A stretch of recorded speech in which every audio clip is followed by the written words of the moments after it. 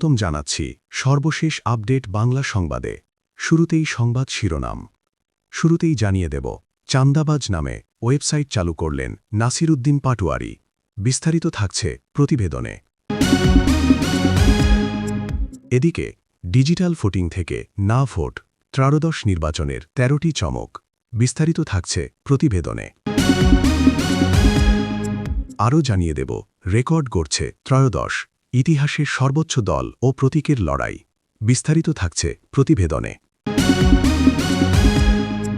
এদিকে ক্ষমতার বিদায় বেলায় আওয়ামী লীগ আতঙ্কে আতঙ্কিত আসিফ নজরুল। বিস্তারিত থাকছে প্রতিবেদনে। আরও জানিয়ে দেব, বিদায় বেলায় ইউনুস উপদেষ্টাদের লাল পাসপোর্ট জমা দেওয়ার হিড়িক। বিস্তারিত থাকছে প্রতিবেদনে।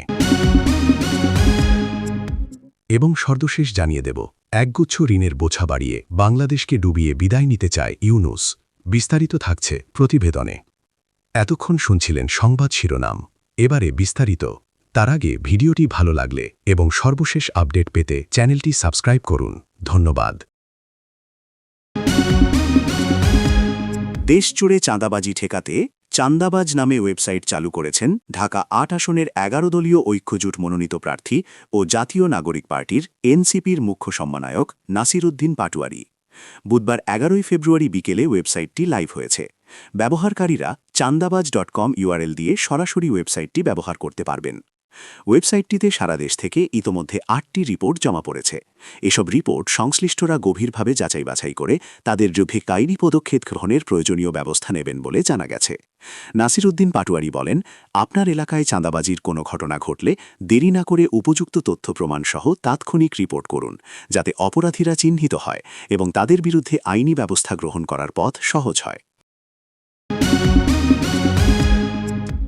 বাংলাদেশের গণতান্ত্রিক ইতিহাসে ১২ ফেব্রুয়ারি ২০২৬ তারিখটি এক অবিস্মরণীয় দিন হিসেবে চিহ্নিত হতে যাচ্ছে। দীর্ঘ ১.৫ দশকের রাজনৈতিক স্থবিরতা এবং ২০২৪-এর ছাত্র জনতার গণ অভ্যুত্থান পরবর্তী এই নির্বাচন কেবল সরকার পরিবর্তনের লড়াই নয়, বরং রাষ্ট্র সংস্কারের এক বিশাল অগ্নিপরীক্ষা।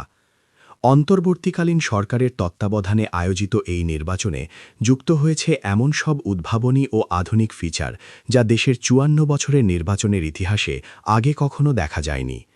প্রযুক্তির সর্বোচ্চ ব্যবহার থেকে শুরু করে অন্তর্ভুক্তিমূলক প্রতিনিধিত্ব, প্রতিটি পদক্ষেপে ফুটে উঠছে এক নতুন বাংলাদেশ গড়ার সংকল্প। ব্যালট পেপার থেকে শুরু করে নিরাপত্তার চাদর, সবখানেই পরিবর্তনের ছোঁয়া। নির্বাচনী এই মহা আয়োজনের যে ১৩টি বিশেষ আকর্ষণ পুরো বিশ্বের নজর কেড়েছে, সেগুলো হল: ১. যুগপৎ নির্বাচন ও গণভোট। বাংলাদেশের ইতিহাসে এই প্রথম একই দিনে জাতীয় সংসদ নির্বাচন এবং জুলাই জাতীয় সনদ বাস্তবায়নের লক্ষ্যে একটি ঐতিহাসিক জাতীয় গণভোট অনুষ্ঠিত হচ্ছে। ২. আন্তর্জাতিক পোস্টাল ব্যালট ও অ্যাপ। প্রবাসীদের ভোটাধিকার নিশ্চিত করতে প্রথমবারের মতো পোস্টাল ভোট বিডি অ্যাপ চালু করা হয়েছে। প্রায় ৭.৬ লাখ প্রবাসীর কাছে ব্যালট পাঠানো হয়েছে। বাংলাদেশের সংসদীয় গণতন্ত্রের ইতিহাসে এক নতুন রেকর্ড গড়তে যাচ্ছে আসন্ন ত্রয়োদশ জাতীয় সংসদ নির্বাচন। রাজনৈতিক দলগুলোর নিবন্ধন প্রক্রিয়া চালু হওয়ার পর এবারই সবচেয়ে বেশি দল ও প্রতীক নিয়ে নির্বাচনী লড়াইয়ে নামছে প্রার্থীরা। বিএনপি, জামায়াতে ইসলামী ও জাতীয় নাগরিক পার্টি সহ মোট ৫০টি নিবন্ধিত রাজনৈতিক দল ও স্বতন্ত্রসহ মোট ২০২৮ প্রার্থী ১২ ফেব্রুয়ারির ভোটে প্রতিদ্বন্দ্বিতা করছেন। নির্বাচন কমিশনের তথ্য অনুযায়ী এবার ধানের শীষ, দাড়িপাল্লা ও শাপলাকলি সহ মোট ১১৯টি নির্বাচনী প্রতীকে ভোট দেওয়ার সুযোগ পাবেন ভোটাররা। এছাড়া সংস্কার প্রস্তাবের ওপর হ্যাঁ অথবা না ভোট দেওয়ার ঐতিহাসিক ব্যবস্থা তো থাকছেই। একসময় আসিফ নজরুলকে দেখা যেত বঙ্গবন্ধুর অসমাপ্ত জীবনকাহিনী বলতে গিয়ে কেঁদে ফেলতেন, কিন্তু এখন তাকেই দেখা যাচ্ছে ভিন্ন চরিত্রে। তিনি বিষোদগার করছেন আওয়ামী লীগের প্রতি। যখন নির্বাচন প্রক্রিয়ার মধ্যে দেশ ঢুকে গিয়েছে, তখনও তিনি আওয়ামী লীগকে নিয়ে নানা কথা বলছেন। এদিকে নির্বাচনে অংশ নিচ্ছে না আওয়ামী লীগ। এছাড়াও আওয়ামী লীগকে নিয়ে অনেকে ভেবেছিলেন যে আওয়ামী লীগ নির্বাচন বানচাল করতে পারে, কিন্তু এখন দেখা যাচ্ছে আওয়ামী লীগ কোনো খবরেই নেই। অথচ ফের নতুন করে আওয়ামী লীগের বিরুদ্ধে বিষোদগার করলেন আইন উপদেষ্টা আসিফ নজরুল।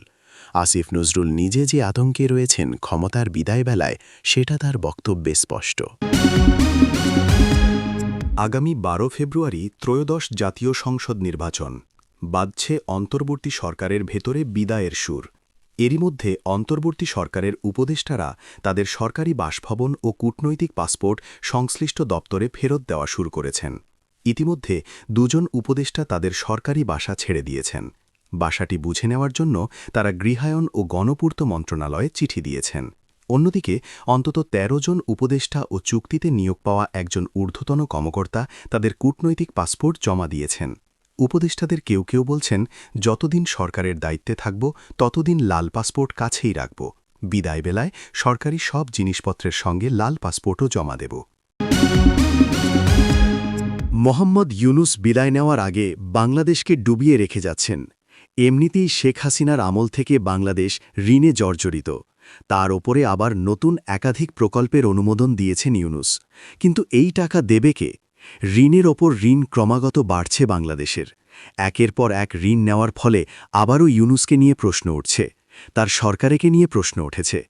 বাংলাদেশের প্রথম সারির সংবাদমাধ্যম প্রথম আলোর প্রতিবেদন অনুযায়ী মোহাম্মদ ইউনুস যাওয়ার সময় 64টি প্রকল্পের অনুমোদন দিয়েছে।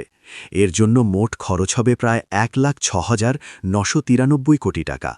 64টির মধ্যে রয়েছে 40টি প্রকল্প বাস্তবায়ন করতে খরচ হবে 79,356 কোটি টাকা। এরকম অনেক প্রকল্প রয়েছে যেটার কোনো প্রয়োজনীয়তা নেই, আবার অনেক প্রকল্পের প্রয়োজনীয়তাও রয়েছে। হাসিনা সরকার যাবার পর ইউনুস প্রায় 135টি নতুন প্রকল্প করেছে। খরচ হয়েছে প্রায় 2,03,000 কোটি টাকা। সবথেকে বেশি খরচ হয়ে জ্বালানি ও খনিজ সম্পদ খাতের প্রকল্পে। স্বাস্থ্য খাতে তুলনামূলক কম বিনিয়োগ হয়েছে। তবে যুবকেরা কি করে খাবে, অর্থাৎ কর্মসংস্থান, সেই বিষয়ে কোনো রকম জোর দেওয়া হয়নি ইউনুসের আমলে। এর মধ্যে তৈরি হয়েছে আরও একটি বিতর্ক। সেই প্রকল্পে সবথেকে বেশি গুরুত্ব দেওয়া হয়েছে চট্টগ্রামকে।